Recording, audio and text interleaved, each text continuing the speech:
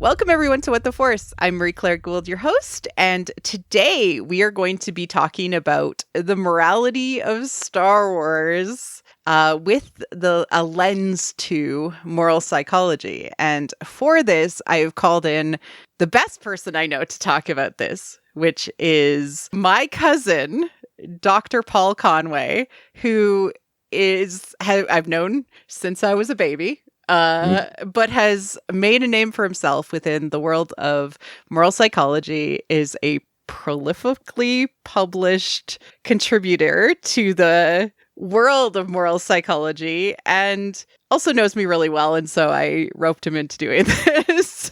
Welcome, Paul. So I am an associate professor of psychology at the University of Southampton, and my area of work, it sort of falls under the umbrella of social psychology, which is just how do people think about people? Anything to do with like attraction or power or prejudice, anything that's how does this person process and understand this other human being and expectations and so on. And so this is a subset within this of moral psychology, which when I started, I thought I would be the only one on earth who cares about this. But it turns out it is an absolutely booming discipline. Everyone and their dog has realized that when people think about other people in moral terms, they get extremely passionate.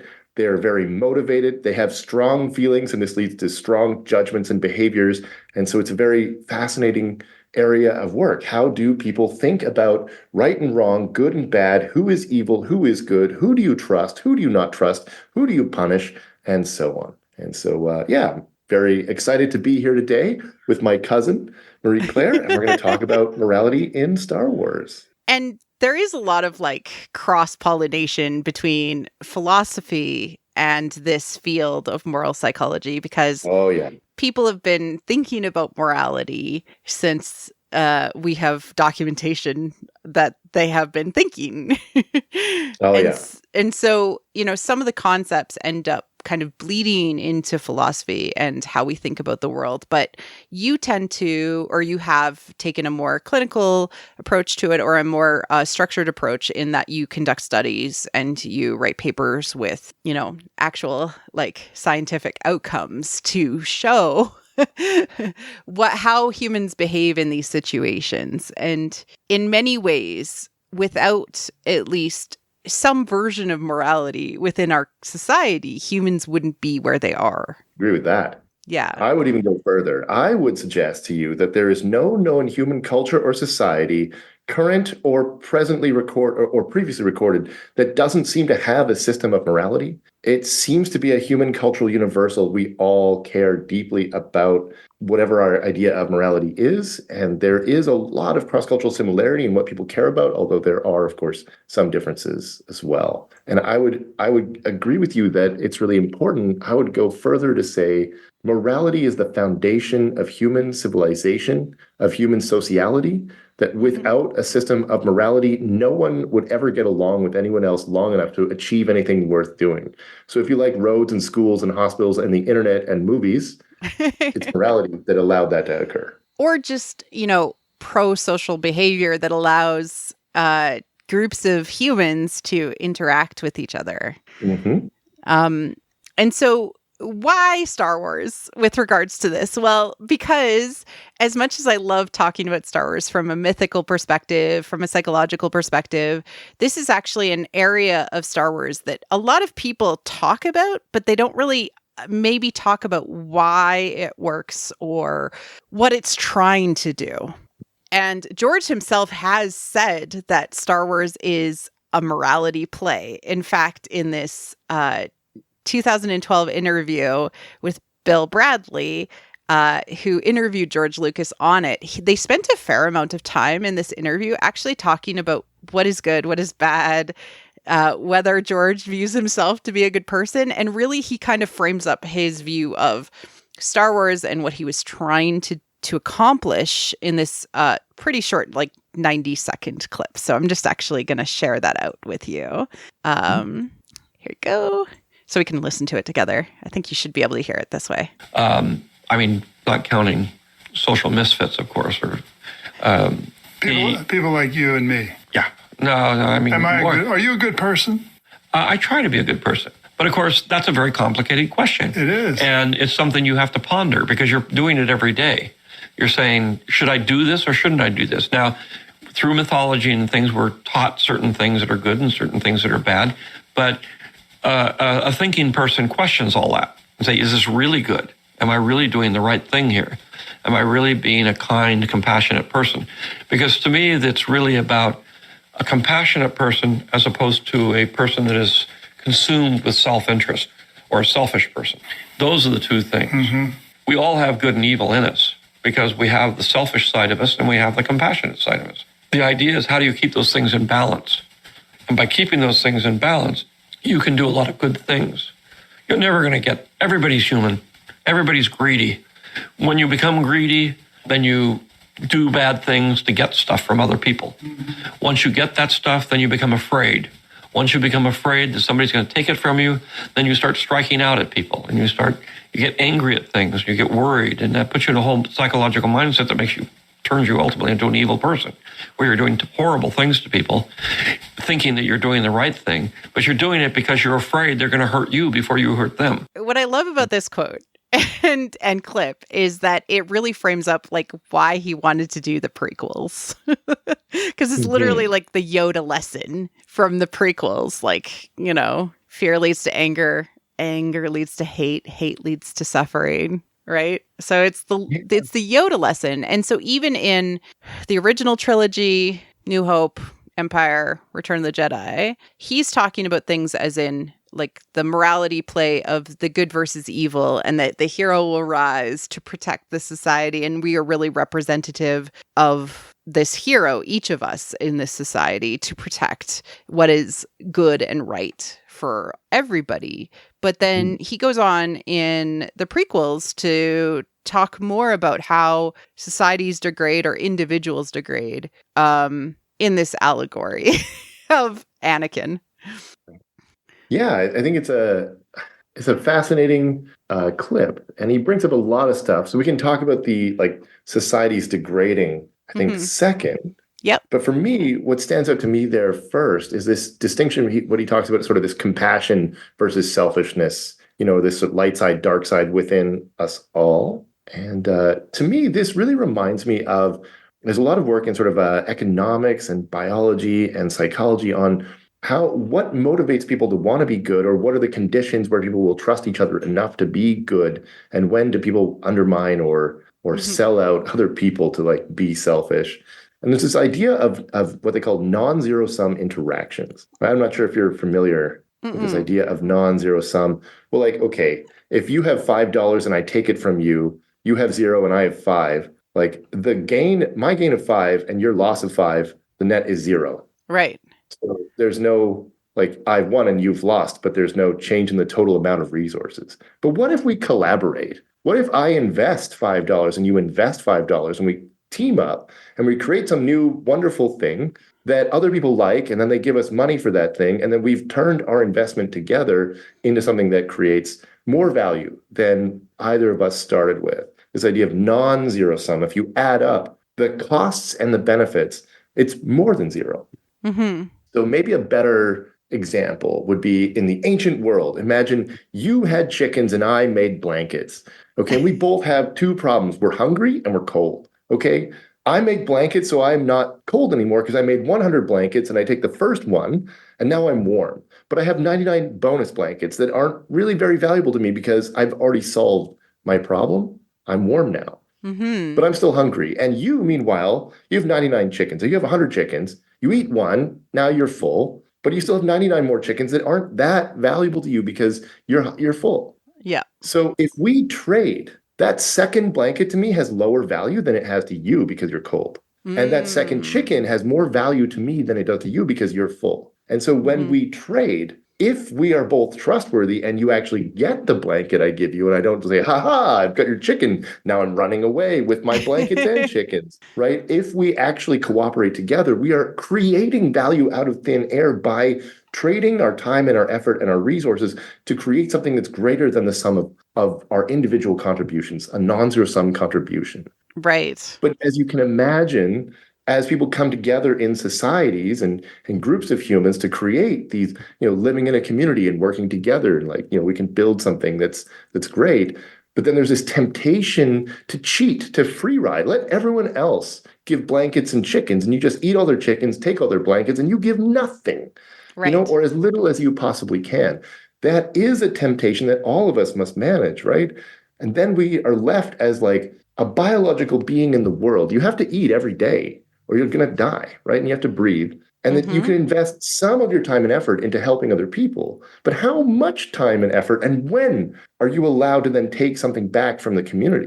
You have to give and then you have to take. So we all need to balance these two considerations all the time. And I think that's sort of what George is getting at with the light and the dark, compassion and selfishness. And in many ways, I've always viewed Star Wars' morality as almost a triangle rather than as a continuum, because a continuum creates false binaries in people's minds saying, if I'm not 100% good, then I'm 100% bad, right? If I'm sliding to the dark side, I'm forever sliding to the dark side.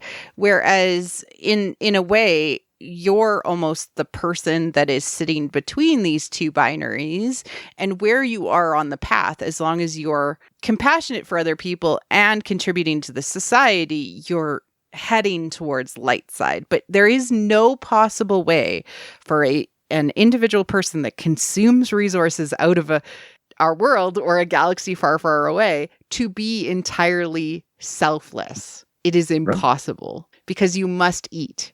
Eating takes away from other people, right?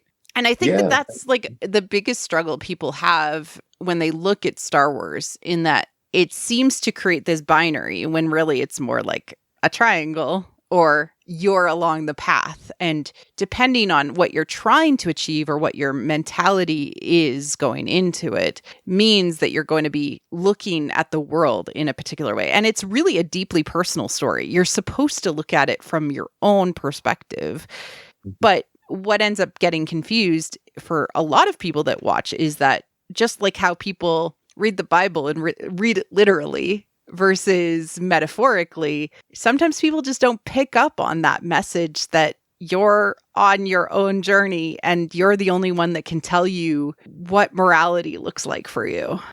Yeah, I suppose it's it is personal, and yet if we're all sharing this experience, we're all getting at least some of the same elements of the story. We're all sort of getting a similar message. It's better to be a Luke Skywalker than a Darth Vader type. For example, there's certain people not put in a good light because they look selfish, they act selfish, and they're treated negatively at least historically in the older versions. I think things get maybe a little more anti-hero more recently. I guess maybe a Han Solo character also it's a little gray. Something of an anti-hero, a little gray. But it does play with these ideas that you can be motivated by sort of pro-sociality, selflessness, this desire to increase the non-zero-sum well-being of everyone around you. Or you can take the forces that other people have generated and channeled and direct it towards maximizing your own personal power and strength. Yeah, the light and the dark, the Yoda and the Darth Vader, if you will, approaches. Yeah, or especially Palpatine. Like he's kind of the ultimate version of what does greed look like in the galaxy as a manifestation of evil in the story, right? Because he does everything he can to maximize his own power, control, etc. Right. I think one thing that connects these ideas that's interesting is that different people feel different levels of motivation to be pro-social or to pursue this sort of light side strategy, right? And you could also sort of talk about human societies as some of them focus more on morality than others do. And one way that these differences are shaped is through telling of stories and communicating with other people. That morality is intensely social. People constantly gossip and discuss with other people. Guess what I heard today? Can you believe they did that? That's so bad. On the other hand, this person's so great. They did something good. So there's these cultural stories about how we're supposed to behave that can actually have pretty big impact on what people feel is appropriate or acceptable or the right behavior for them. And we all have these there's sort of the light path strategy of trying to be a decent human being, and probably other people will recognize that and reward you. But there's the dark side strategy of forget what other people want, just grab what you can now for you. And there's this idea that it's sort of a life history strategy that if you come from environments that are relatively stable, with other people you like and trust, who are generally acting in your best interest or the well-being of the world, then it makes more sense strategically to be a better person, because you can trust that other people will like you and recognize you and value you and give you back, allow you to take resources back from the community that you have invested. Right. So you will grow in strength through this light path. But if you live in an environment that's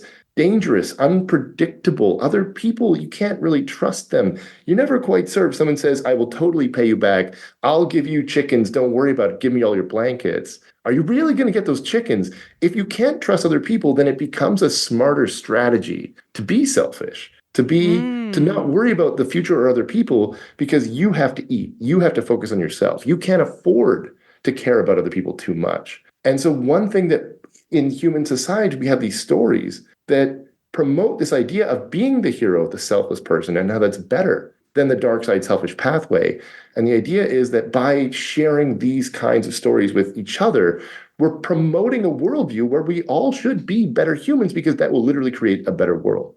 Yeah, and that really ties into how especially Joseph Campbell and George Lucas actually talked about sharing sort of the mythological motifs, in that the mythological motifs always start with the self and trying to change the self. And then part of the motif is always to bring the lesson back to the community, to help the community become a better community by showing them the pathway to becoming whole, or becoming a more compassionate whole person. And that's universally something that all stories lean into. Yeah.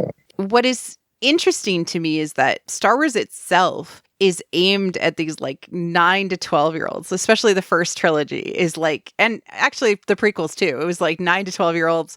Still, George really liked to try and give people a framework to grow up into. He liked the idea of trying to accomplish this. And yes, he even acknowledges that it fulfills a similar story lens as many religious stories do, in that he made the Force kind of a combination of multiple religions. We grow up with sort of this sense of learning morality, much like how as babies we learn we have, as we're born, the capacity to learn language. We also have the capacity to recognize our cultural archetypes really easily and lean into them and recognize them when stories are told to us or when we experience them in life. So these are all kind of very basic things about being human, but the differences on how they play out depends on the society. Why did George want to impart this into the world, do you think? Yeah, it's an interesting question. And I think it ties back to the question that the interviewer asked, are you a good person? Yeah. George. And he said, I think so, which, is a pretty good answer, really. Don't trust someone who's oh yeah, 100%, I'm the best person.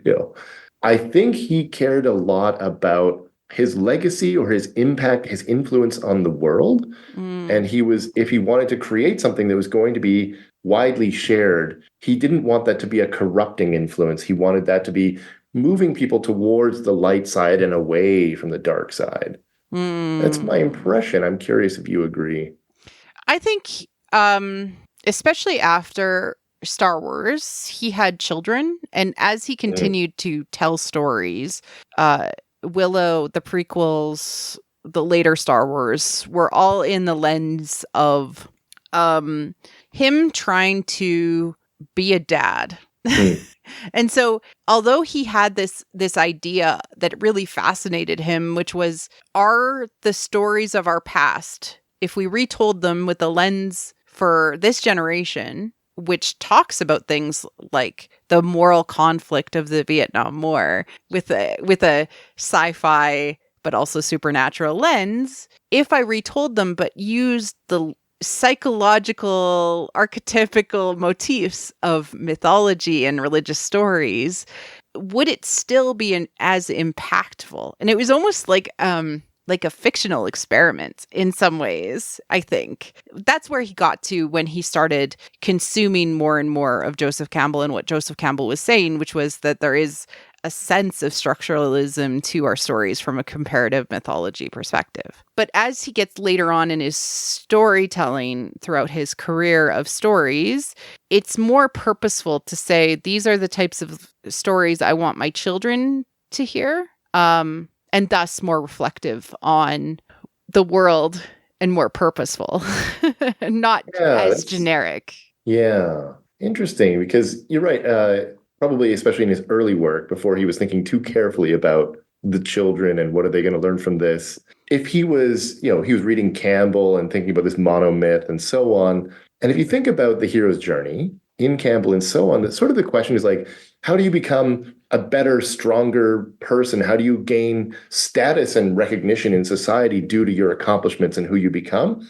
And then we can ask, well, how do people actually gain that kind of status? And it turns out, in human societies around the globe, you gain that status and recognition and support in part by being the backbone to help other people rise up and gain strength and so on. There's this idea of sort of prestige. You earn other people's respect through service, through helping them, through strengthening them. And if your neighbor has a farm and you help them like dig the ditches they need so that they can start growing stuff, and they're going to start baking you food that you helped them make, that they couldn't have done it without you, you're going to rise in status. And there's studies to support this. One of my favorite papers is it's a 2006 paper. It's Hardy Van Voigt. It's called Nice Guys Finish First. And what they did is they had people witness others play this sort of trust game, right? So the trust game is one way that psychologists sort of take human interactions and they bring them in the lab. So they play the kind of game where it's like, imagine you start with $10 and you can keep all of that if you want to. Or you can invest any amount of it into the central pot, because other players also have their own $10. And any money that's invested in the central pot is tripled and then divided evenly among all players. So if you're maximum selfless, you put all $10 into the central pot, you're now at zero. And if you're playing with other generous people, they'll put in a lot of money and that'll get massively increased, and then you get the payout of being a member of that society. Right. Of course, so if you're selfish, that's like co-ops and like unions and bingo, things like that from like a construct perspective that we're more beneficial working together kind of thing. Yeah, or a potluck. Yeah. You got to work hard to make your dish. There's always so much food at a potluck. Yeah. But imagine showing up with no food and just eating everyone else's food. You're right. Who do you like and respect at the potluck? The person who brings a dish they worked hard on, or someone who brings nothing? Yeah. And so there's sort of a light side and dark side strategy here. If you invest and work hard, other people will see you and respect you. So what happened in this study is people witnessed others playing this trust game. And some people were medium trustworthy. They maybe invested $5 of their $10 into the pot. Some people were very generous. They maybe gave all 10. Some people were very selfish and they gave like 0, like played several rounds. So people were basically witnessing who's generous, who's contributing to the group goods, and who's being selfish. And then they evaluated on things like, how high status is that person? Do you want to work with that person in the future? And is that person romantically attractive? And what they found was that over and over, people were like, give me the high status, generous person. They're the one that's attractive, and I want them as a business partner or romantic partner. They're being consistently generous. But they only got this effect when people could track who was being generous. Right. And if you hid that information, then boom, everything goes away. So people having the public stories is really important. So if you emulate Luke Skywalker and you learn to be, instead of being some little farm kid who's just worried about hanging out with his friends, and then he grows to learn he's got to work hard to contribute to the community and finally gets to return home a better and stronger person, he has gained in status in part through his efforts at promoting the group good. That's how you gain status. And this is why the monomyth makes sense. It's all sort of implicitly in there. even though it's not really directly stated. There's kind of two different lenses of the monomyth, which is one is that you go and fight the world, right? You go and fight the other, and you gain the status, and you bring back the physical elixir, right? And then there's what Campbell calls the spiritual warrior, which is that you go into kind of a version of your own subconscious and become a better person internally by understanding the differences between good and evil, and that you do have evil within you, and become a good person despite that. And then you bring back that knowledge as a metaphor to society. So many times when people go on the journey, and Campbell himself actually called it the adventurer's journey. Other people called it the hero's journey because of the fact he named the book The Hero with 1,000 Faces. But the adventurer goes on a journey, and many times in the first part of their life, they go on this I'm fighting a dragon. I'm bringing back the dragon's tooth. I'm bringing back the fact that I've been poisoned by the dragon and I am mortal, the knowledge of mortality, right? All of that. And they bring it back to society to say, I've slayed the dragon and society is better because of it. And then later life, you go on this kind of spiritual warrior quest, which is actually fighting your own internal demons often, or things that are very personal and unique to yourself, so that you can try to almost collect the things that you know are part of you, but arrange them in the right way. So this is you experience an ego death and you rearrange yourself. That was a lot of psychology. Sorry. No, that's good. So this is that's an interesting point.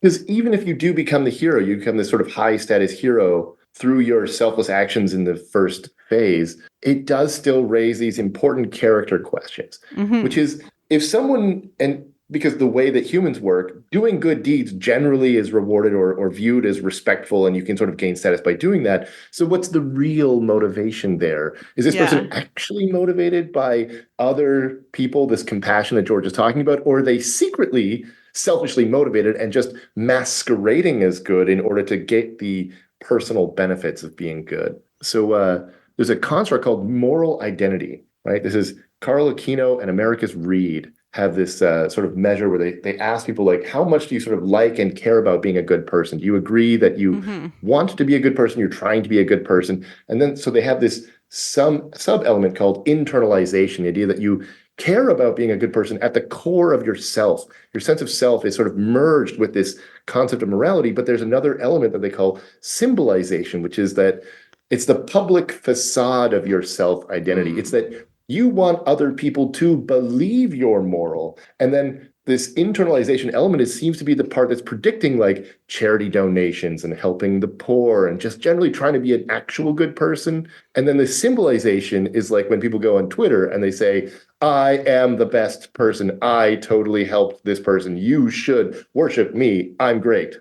Interesting. They're moralizing, but it's this shallow tinfoil veneer of morality pasted over selfishness. And so perhaps fighting your demons in this underworld cave-like thing is about confronting the possibility of that being a part of your motivation and wanting to understand and incorporate that so you can emerge sort of purified and strengthened that, no, you really do have the right intentions because you considered the possibility that you didn't. And you really are more connected with society if you have understood what has stood in your way, right? Yeah, because you shouldn't really trust someone who hasn't examined this possibility because they haven't George recognized said. for themselves. A thinking person thinks about it. A thinking person. Yeah. Right. Oh, and that brings us to the idea of do the stormtroopers think they're moral? I think so. You know? I think that that's the thing I've always struggled with Star Wars is there are people who I view as not particularly moralistic, but I think that their moral framework is entirely different than mine. Now that I'm thinking about these things, I did some research to make sure I could keep up with you, Paul.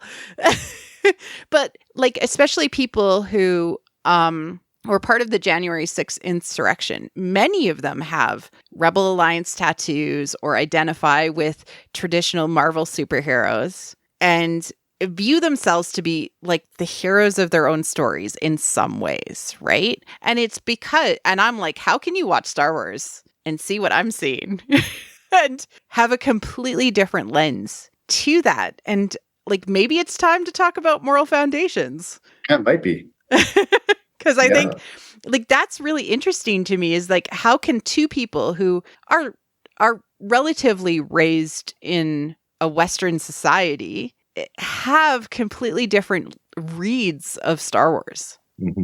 Mm-hmm. Yeah. So, I mean, you're right. I think moral foundations is perhaps one way to sort of help understand this, right? So moral foundations theory is a theory, Jonathan Haidt and Jesse Graham are the two big names in this area. And it's become a popular, although heavily debated theory that argues that people have these sort of different moral intuitions or foundations that are originating in these sort of biological pressures of the ancient past, but then are tuned and shaped by the cultures that people find themselves in. Again, there's this idea of sort of strategies that make more sense under some conditions than other conditions. So you might think small town versus big city tend to promote different mindsets, right? And so the idea is that we're also like kind of primed to have morals, and they kind of always align on some sort of I guess scale of one way or another, right? Or they fit certain categories. Yeah, it's everybody cares about morality, but there's different moral values to care about. And there are some differences in which values people prioritize. So there's the idea that what they call the individualizing foundations of harm and fairness, right? These are especially prioritized in sort of a liberal way of thinking about morality. Conservative people do often care about these, but perhaps a little bit less, right? So the idea is if you see a child suffering or someone being treated unfairly, maybe there's a war in another place and you feel that it's an unjust war and now there's victims of that war, that is, it's really capturing what people on the left tend to think of when you ask them, what is moral? What is morality about? It's about that. And primarily about that and that alone. But there are these other values that are more commonly endorsed by people who are more conservative, more religious, or who are living in smaller scale human communities around the world. And those are described as sort of loyalty, respect for authority, and purity, right? And so you can imagine some people saying, you have to go to the Blue Lives Matter rally because police are legitimate, leaders in our society that must be respected, and any action that's disrespectful to belief, like police, like a Black Lives Matter rally, is immoral because it is undermining your perception of a legitimate leader, a leadership class, right? So you should do what leaders want you to do because the assumption there is that society is right. Right. The overall society we wouldn't exist if society wasn't right. And it has that very like back look to what has made the society happen previously. Conservatism. Yeah. At least socially. There's an assumption that the nuclear family is the correct thing because it gave us society that we know today and therefore it cannot be wrong. So any, different forms of relationships that aren't the classic 1950s leave it to beaver mom and whatever are dangerous because they're seen as undermining what strengthened society in the past. There's this fear of the future and a look to the past for what made today great. It's a make America great again, right? Whereas liberal morality tends to be much more future focused. It's saying we have come from a dark place in the past. There's so many problems and there was slavery and all these things, but we can choose to band together to act in a way that makes the world better and more fair with fewer victims. And therefore we should look to the future, not the past. I really find this fascinating. And I do also find it fascinating that people are like, I don't agree with this. Because like that, honestly, to me, we need theories and we need lenses so that we can have discussion and we can have an opportunity to actually give more understanding to ourselves, if we don't even have a theory out there that allows us to say, hey, what is actually happening and why don't I agree with this person? In fact, I don't agree with this person so much that it is actually a moral quandary for me. Like, what, but what could be the purpose behind, one group or another leaning hard onto this? And it tends to separate into openness to the future versus sort of this respect for the past idea and the sort of traditionalism of conservatism. It tends to fall in those guidelines. And sometimes conservative or traditionalist values tend to accept a fair amount of care or harm to a group in the effort, especially a minority group, in an effort to maintain the loyalty to the society, the purity of the society, the respect for authority. And it can happen that way. And so when I think about Star Wars and how I view the moral play as something that is on the very personal level with what Luke is going through as an example, or any Force user really, because that tends to be where the morality is amped up metaphorically, because they're dealing with stuff that's like, my connection to the Force is the connection to the universe's Force. And so if I'm bad, I will make more bad stuff happen. It tends to be like this exponential feeling. Whereas if I'm doing good things, I'm doing good things. So it tends to be amped up from a moral perspective in the larger story. We have people who maybe pick up different things from the story that are not necessarily aligned to the sort of care and fairness lenses that I view as big flashing red buttons, but I'm also a very liberal person. Right? And so like one of them I wanted to talk about, and maybe we can talk about the other ones, is the purity one. And I messaged you before this recording, and I was like, I'm always surprised at how Star Wars leans into people who are really high on the purity scale. And it's because of the Jedi.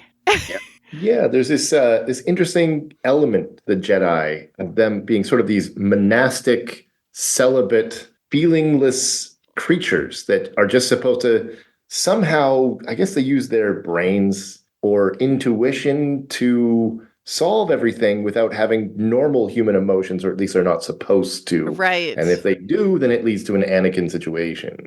And like, so the celibate or like lack of attachment idea is like you're not as pure, you're not as connected to the Force, or you're on the path to the dark side if you don't live this like monastical life. And so, in some ways how in society we see this happen is the idea of sex purity, right? So you can only engage in sexual activity after you're married. And even then, oh my God, how dare you even think about that? Or even on a more liberal framework, we see it with like organic consumption or treating your body like a temple, or don't have vaccinations, because many liberal people end up like becoming anti-vaxxers because I don't know what's in that, right? And so it is something that I find super fascinating, that although purity isn't expressly part of especially George's view of the world, like literally it's like, are you trying to help others generally, or are you being more selfish than helping others? That's like literally his framework, right? Purity doesn't come into it except for in the lens of the Jedi. It does make sense intuitively. There's a lot of studies now in like, who do people trust? And there's a lot of concern over, say, atheists, for example, that people think they would be less willing to vote for an atheist president than any other category. They would rather vote in a radical Muslim president than an atheist president, for example. Oh, man. Yeah, atheists are the most despised social category on Earth, and most polls that look at these kinds of things.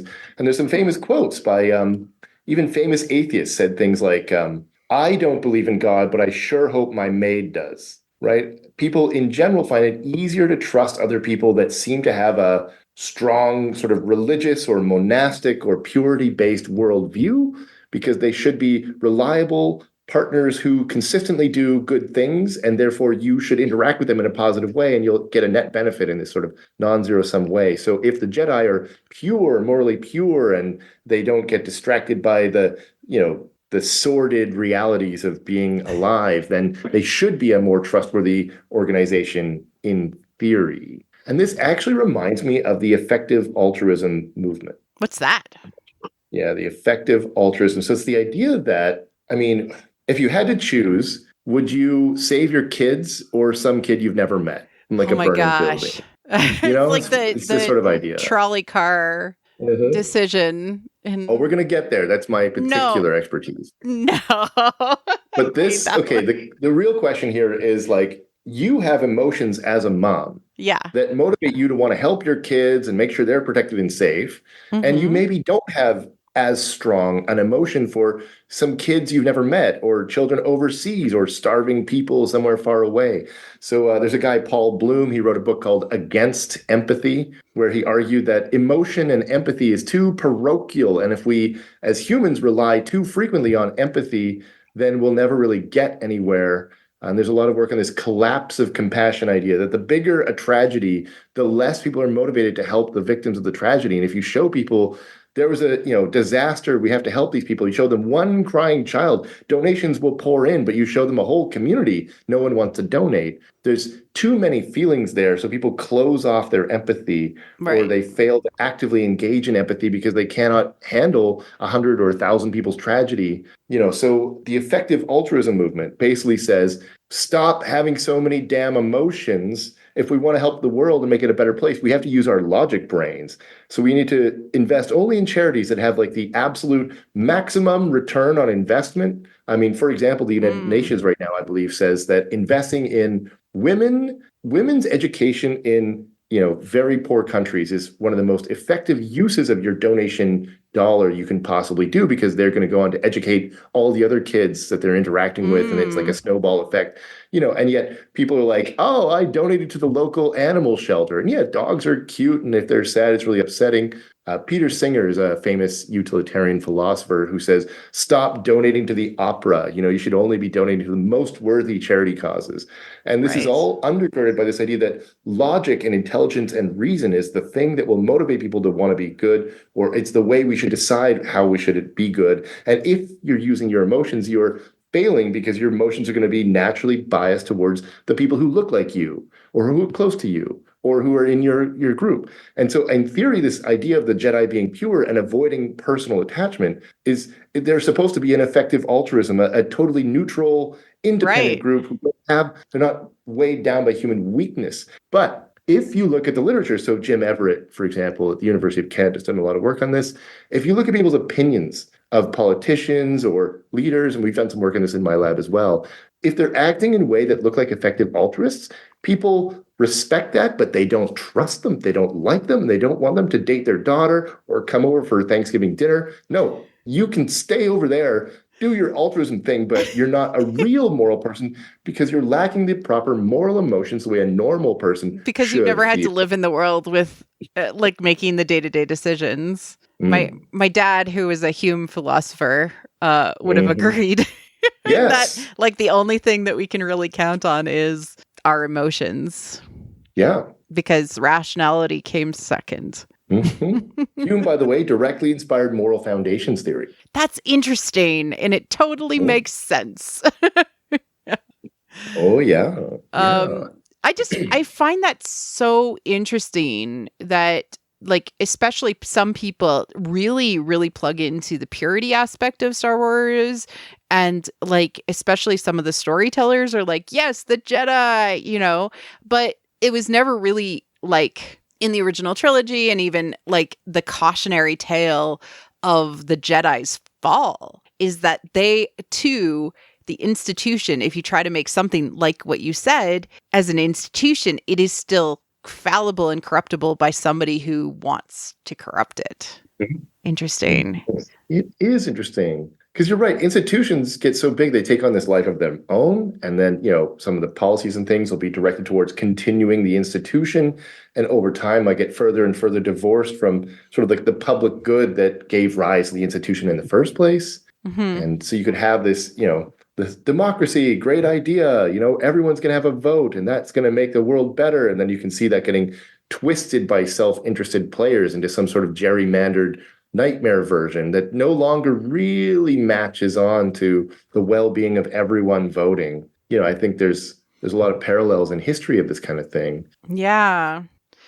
I in-group versus in-group loyalty, which is, something that, oh my gosh, we in humanity really, really dig into, whether it's your favorite sports team who you cheer for, or even just the idea that you align yourself with a moral team, right?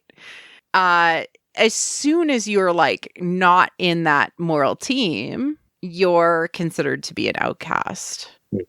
I find that super fascinating because people view the rebels, especially, as always themselves. Plucky underdog. Plucky underdog. We're always the plucky underdog in the world that we live in our own stories.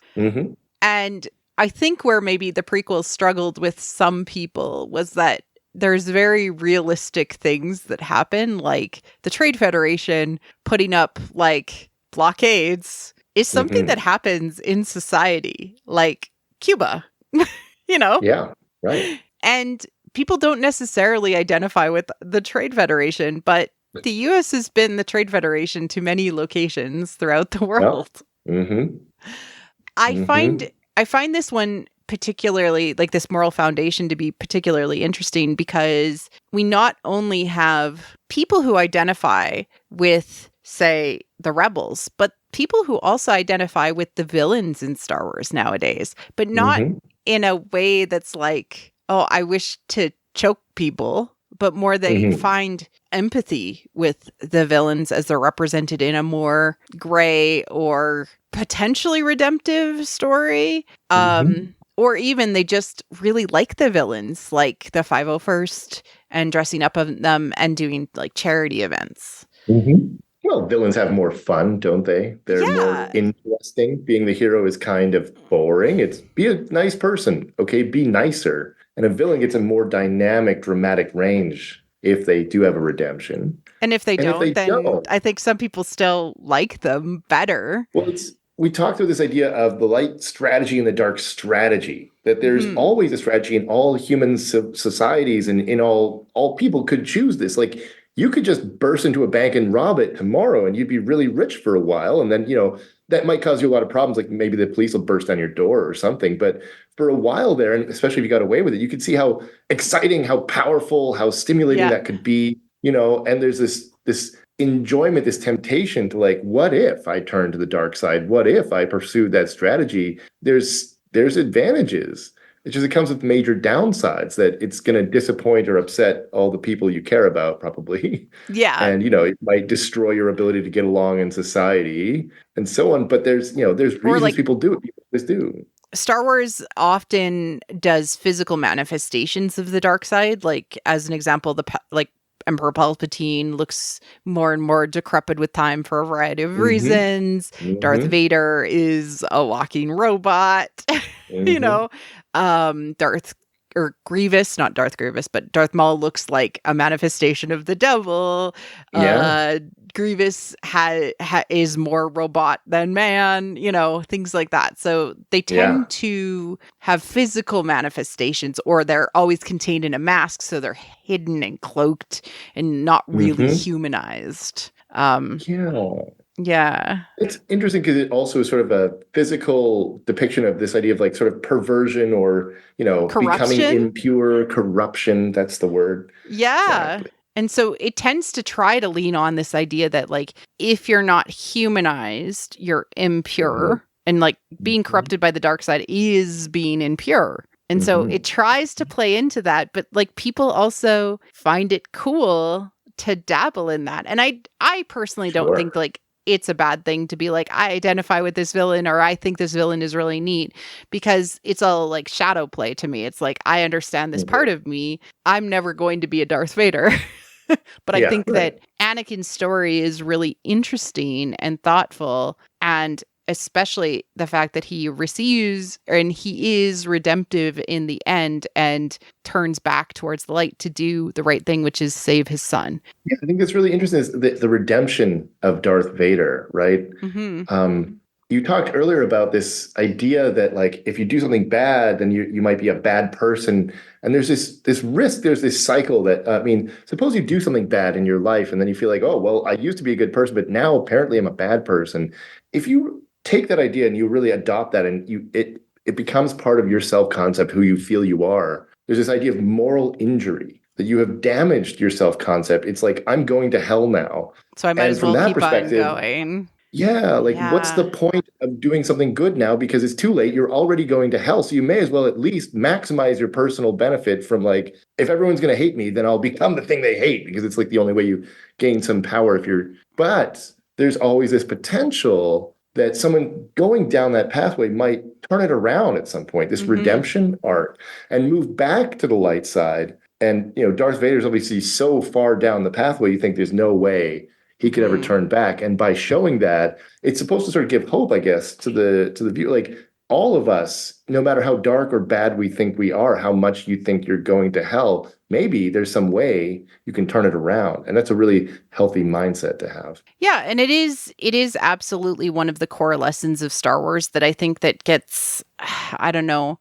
it's not successfully pulled out enough, in my opinion. Like, in like, Darth Vader's redemption is one of the most powerful aspects of Star Wars.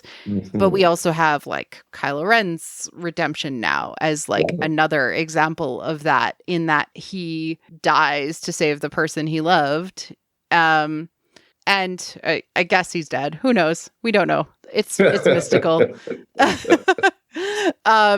But, that seems rare rather than commonplace. Right? And so I think people get caught up in this idea of, like, when, like, they listen to Yoda, it's like, once you start down the dark path, forever will it dominate your life. But the whole point of the original Star Wars is that Luke proves that Yoda wrong. Right. But it's not a guarantee. Okay, so on that note, Yoda's talking all about this, like, fear leads to anger, and anger leads to hate. And I have to admit, every time I would hear this, it would bother me, and I didn't know why. And I realized later on, I think what I was doing in my head as, like, a scientist, is I was picturing Yoda making a process model argument. Like, step one, over a 5-minute period, first a person feels like fear, and then as a direct result of that, then step two, they then feel anger, and then they then feel hate, and that results in, like, and I was like, I just don't buy it. I don't really think.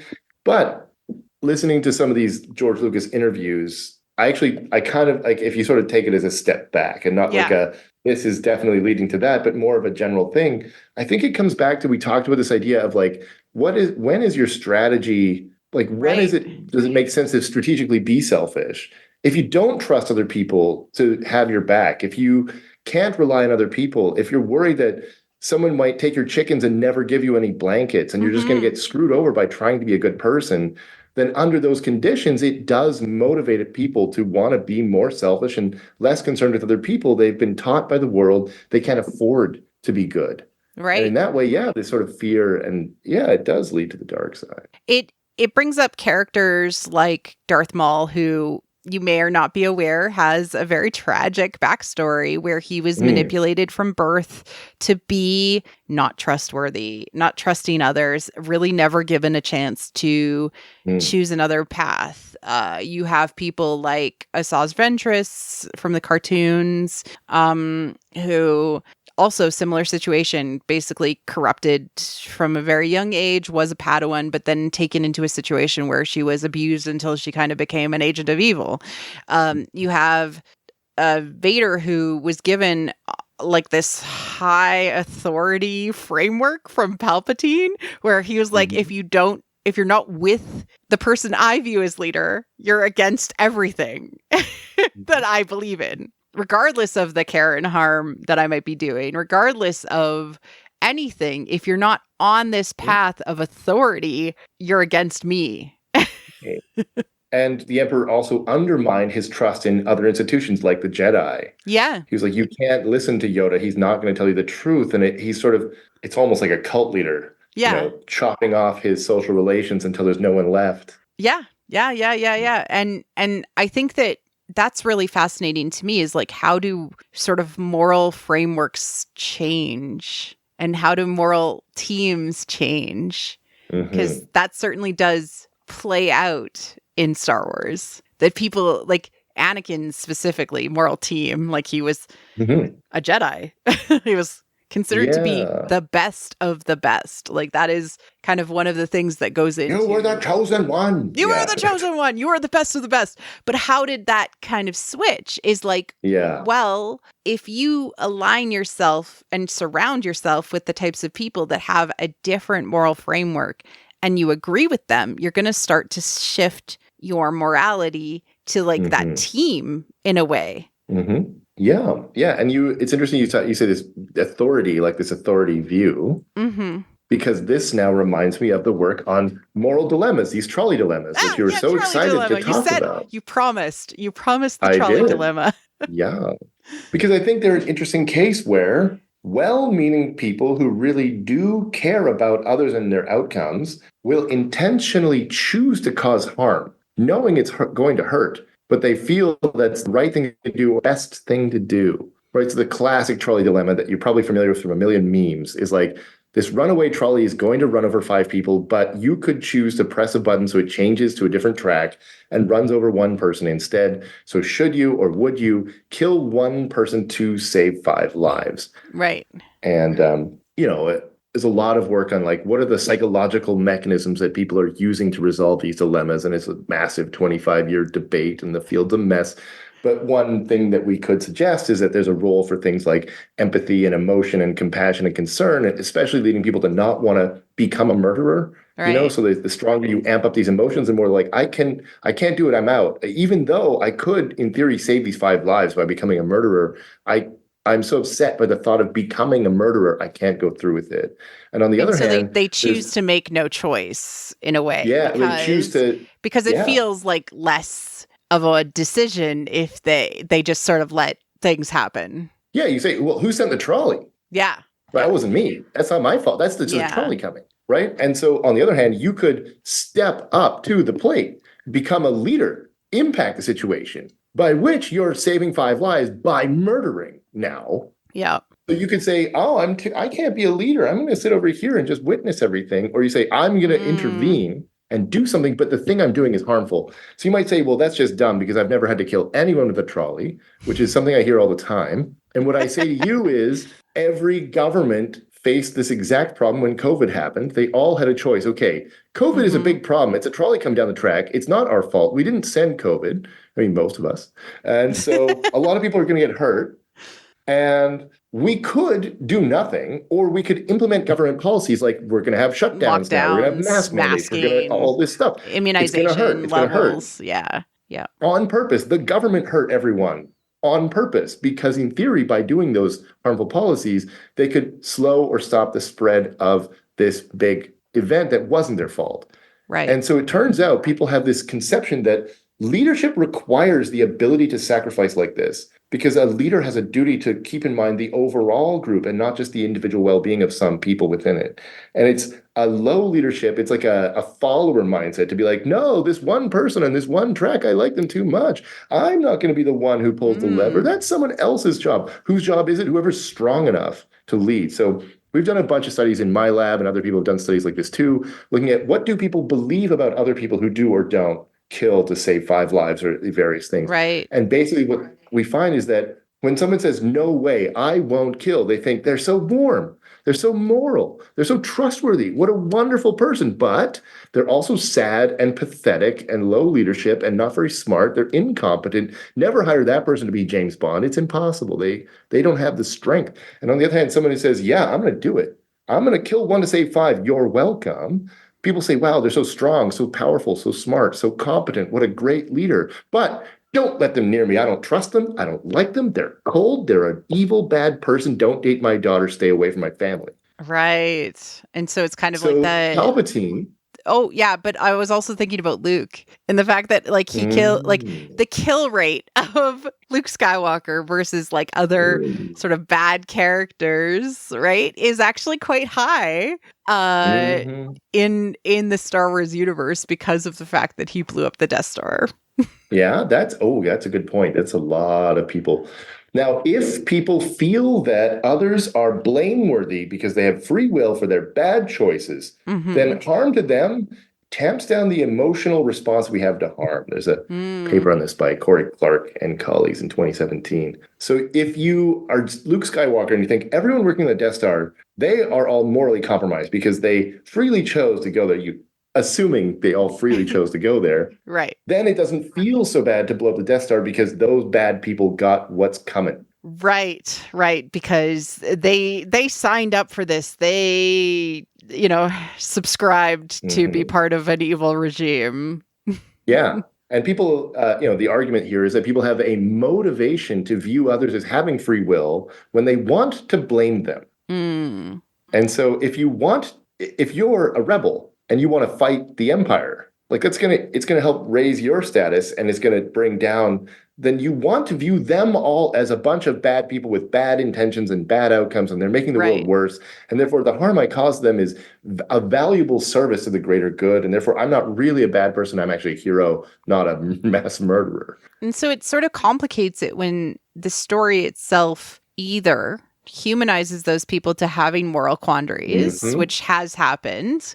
With Finn, for example. Finn himself was actually taken from birth and raised to be a stormtrooper. We also have the clones that were literally raised from birth to be fighters, committing participating in a war and being sacrificed for the sake of this clone war that happened. So it's it makes it makes those things that happen to them even more questionable, because when you look into how the Empire ran its recruiting, they were part of sort of a fascist situation, and who knows if they actually had any sort of choice or were ever fairly given a choice to not be a stormtrooper, when that might have been the only choice that they had on their particular backwoods planet.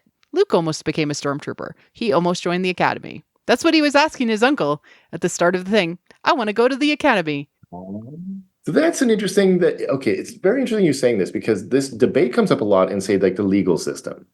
Suppose you have someone who, they do something very bad and they kill someone. On the one hand, you can say, well, it's tragic, really, because they were born into difficult circumstances and they were missing a gene that they didn't have the part of the brain that'll let them feel the emotions of the other person. And so when they murdered them, they didn't really know what they're doing. It's not their fault. Their decision is a history, a series of biological and sociological accidents that led to this moment. On the other hand, you could say this person chose to hurt this child and therefore is responsible and should be put away, right? And the research shows that the more you highlight the causal chain of history that led to this moment, the more people say, well, the stormtroopers are not at fault. They can't be. How could they be? A series of things happened that just led them to being it's not their fault. And on the other hand, the more motivated people are to want to see them as having free will and therefore available for punishment and blame, the more they're like, nope, they made a choice. It's their problem. Right. And so I think that Star Wars is quite complicated because they play a lot in trying to make the story more interesting and identifiable. And they tend to humanize these Darksiders across the board. And I think that because it's kind of a collective storytelling situation, that fundamentally what is coming out of it is that there is no truly ever a bad person, right? There's never somebody who's born to be bad, right? Even Palpatine was a baby once. Because we see Anakin, arguably the second worst person in the galaxy at one point, as a kid, innocent little kid, he turns and falls to evil, right? But they these stories of there's always a reason why somebody goes to the dark side, right? And so I think that that's one thing that, although it's there, it's not something that people talk about a whole lot, that everybody has the with given new information, people will inevitably make a better decision. See, new information. Right, like, or a new frame, right? Because they show tons of stories of redemption at I the, see. story of like the stormtrooper who has turned back, or Darth Vader who's turned back, or the Imperial officer, or Boba Fett, who was one of the worst bounty hunters in the galaxy, ends up in the Sarlacc pit, Yeah. like spiritually In my head dies. canon, he got right out of there. It's no problem. And Boba Fett. He gets out, but he stops being somebody who is caring only about himself, but ends up caring about the community that he is living in and becoming a leader within that community to protect the community. Right. So it's not like it's not purposeful that they tell these stories of change and transformation within that, like, again, Campbellian change to help society. I don't know what I was going with this one, but it's just like really interesting to me that like this is the story of Star Wars, is that people can always choose to make a different choice. Like it's never too late, basically. Yeah, I like that. I agree with that when you say like new information. Yeah, I think I would agree with that if by new information we mean they see an opportunity to use a different strategy they didn't consider before. Like, if I wasn't so bad? Like, they were given if I tried to be better? A new strategy opportunity. A new strategy. Yeah. And they can see like this vision of, if I wasn't such a bad person, if I tried to be better, maybe that would be okay. It would be worth it because these people would respect and value me. If Boba Fett is defending the community, then reasonably he could expect that other people in that community will respect that he can gain recognition and status, a place in society by doing that. And if he was just flying by in his ship and he didn't know that was an opportunity, then he'd be like, why would I help anyone? There's no point. Right. No one will ever respect me or value me if I do it. Yeah, the story of like the Book of Boba Fett, which is like the little like short mini series that happened, is really interesting to me because it's like he gets saved by sand people, by Tusken Raiders, and sort of adopted into their society, and they all end up being slaughtered. And then he ends up becoming basically taking over for Jabba the Hutt in like Tatooine and becoming like the, I guess, head boss guy of Tatooine. Right. Which is like, to me, it's like, okay, he really wasn't on this like path at all. Like, cause he was always like bounty hunter, transactional. There really was no moral standard as far as what it was, except for, is he getting paid for what he is being asked to do? Whether that's defending others, killing others, anything. It came down to transactional behavior. But he ends up having like building this community, and that community ends up protecting him in the end of the story. Fascinating. So this now reminds me of one of the older theories in the field. There's this guy, Larry Kohlberg. He was a disciple of Jean Piaget, which many people might have heard about from their developmental psychology classes. How do kids learn and develop? And Kohlberg kind of took Piaget's ideas and really ran with them through the 60s, 70s, 80s, 90s. It was all Kohlberg all the time. And all his students, they took over the field. And he has this whole theory of this stage model of children's development using better and better reasoning structures of what he talked about. And there's, it's not, that area is a mess. It's not super well supported or popular these days. But what I like about it is a reimagining of what Kohlberg stages mean by this guy, Dennis Krebs.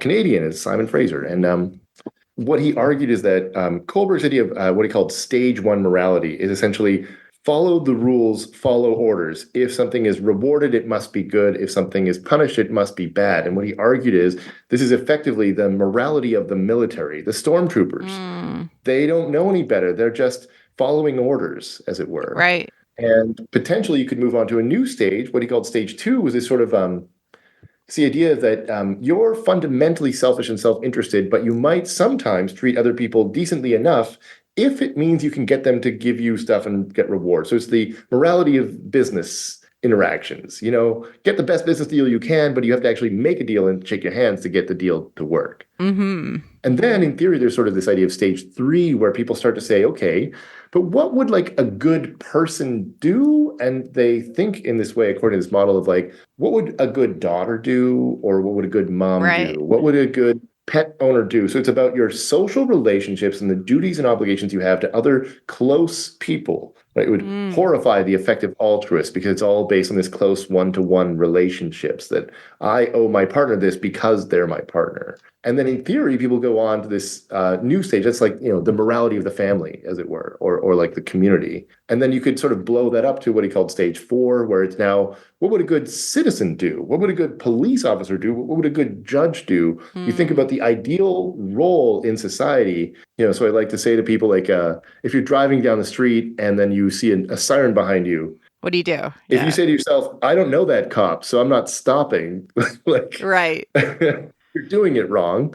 But at a smaller community, that might be the appropriate thing because like the cop's your cousin anyway. And then in theory, there's stage 5 and stage 6 where you end up with this sort of universal ethical appreciation for all people and this desire to like expand out beyond the self and the community to like be ethical towards everyone and reform society in a more ethical way. So it's arguably the morality of like activism, and then ultimately of academia, where we think of like in an abstract way, what is morality?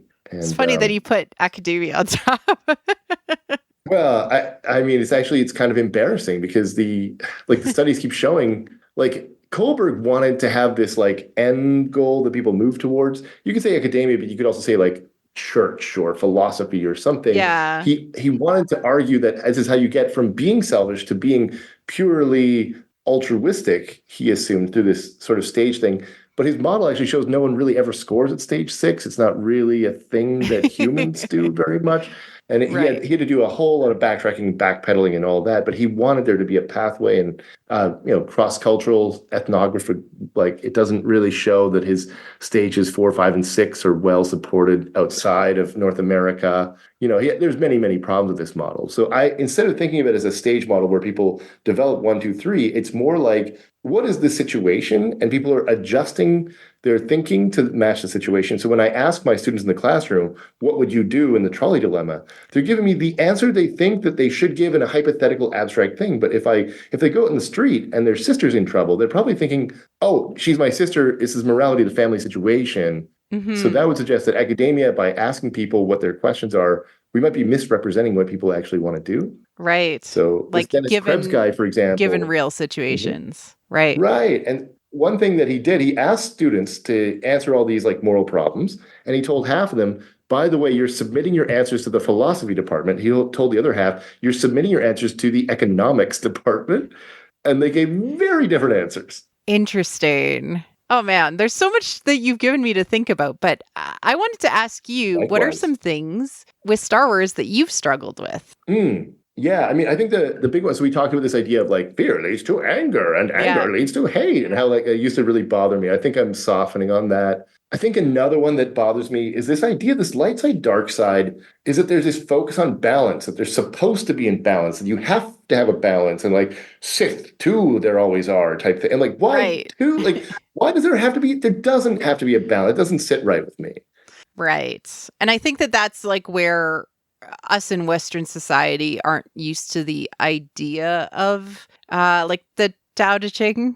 Or like the Tao, or like the yin yang idea that there is kind of what other people who I know come from more of a Eastern philosophy perspective, or Eastern societies have been raised in, more refer to it like waves. Like that there is an in and out, there is an ongoing cycle of experience, and internally in ourselves, it's how you balance is how you don't slide towards the dark side. How do you see that? I mean, is that, I always took away a different message. Like, I think my worry about this balance idea is, and maybe this is wrong, I mean, please correct me, but like, if I do something good, then therefore something bad must happen to balance out the good deed I did. No. Okay, that's good. Because here's the thing, is that we ourselves as humans view things fundamentally as binary, because it is either the past or the present. We very rarely view things as the present, right? Or the past or the future, right? We very rarely view things as the present. The only creature thing psychologically in the Star Wars universe that can view things all at once is the Force, because it is everything. And so that, from a Joseph Campbell perspective, is considered to be the mask of God. When you are able to view things past binaries, you are looking at things non-moralistically. Death, life, actually is the same to you if you're viewing things from this like third omnipotent perspective. It just is, right? Darkness is shadow. Light is something that exists and casts shadow. There is no light without darkness. There is no darkness without light in Star Wars. They just both exist. That I like better. It makes me nervous if the implication is as good does more goody stuff, then bad becomes stronger somehow. And then they have to like sort of resolve that. Yeah. It also implies by being less good, you produce less evil or something. And yeah, so no, I don't think that it's ever been that much of a scale. I do think that it has been that things get like more like waves, like because during the Clone Wars and during the rise of Palpatine, the galaxy itself was under a cloud of darkness. It means to say that there was more evil around, right? Mm-hmm. And during the Empire, there was more evil in the galaxy, more dark side generally. There wasn't more good because there was more evil. Same with, there wasn't more evil because there was more good. It was more like a wave, or like you think about like in like the Tao, how, or in the yin yang symbol, how the dark side is like up at the top and the light side is down at the bottom. It's more like that. Well, that's interesting. In a symbolic way. I see. Sure. Do you think there's an implication of that view that if bad things are currently happening and then there's going to be a good wave that comes, does that absolve the individual of needing to do anything because inevitably something good will happen whether or not they actually engage in any effort? Oh my gosh, free will. I don't know either. Right? I think that it's complicated because the Force itself sort of assumes that there's no free will.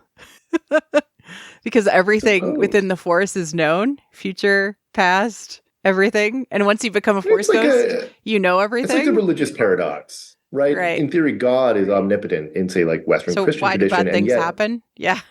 Yeah, but also then why would God judge people for doing bad things? Yeah.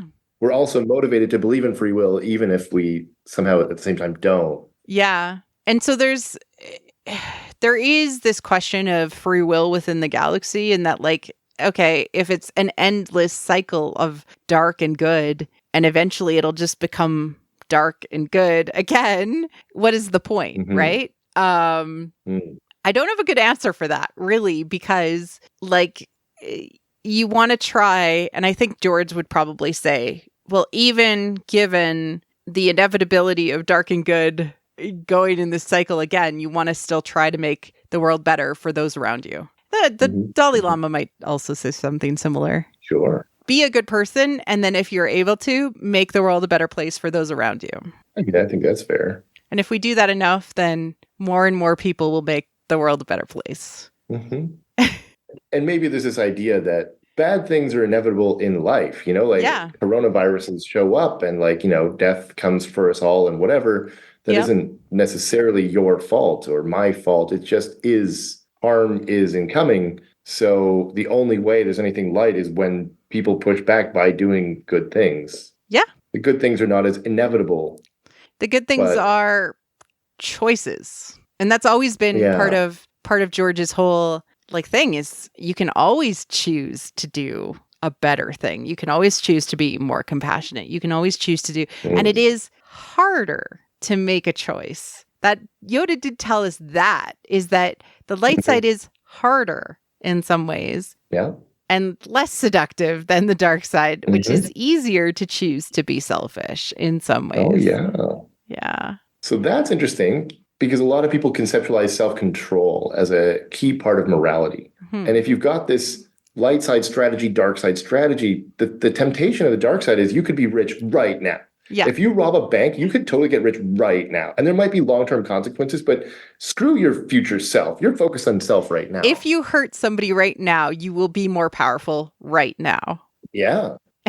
Yeah. So there's a long-term, short-term trade-off. And part of being a moral person is about having this long-term mindset, this investment, sacrificing, exerting your self-control today so that you invest and that it's a choice. And it's a hard choice. Morality is hard. Even empathy is hard. A friend of mine, Daryl Cameron, at University of Pennsylvania, he studies how empathy feels like an effortful, difficult thing. And the more sad children people see, the harder and harder it is for them to like maintain that. You really have to exert your effort.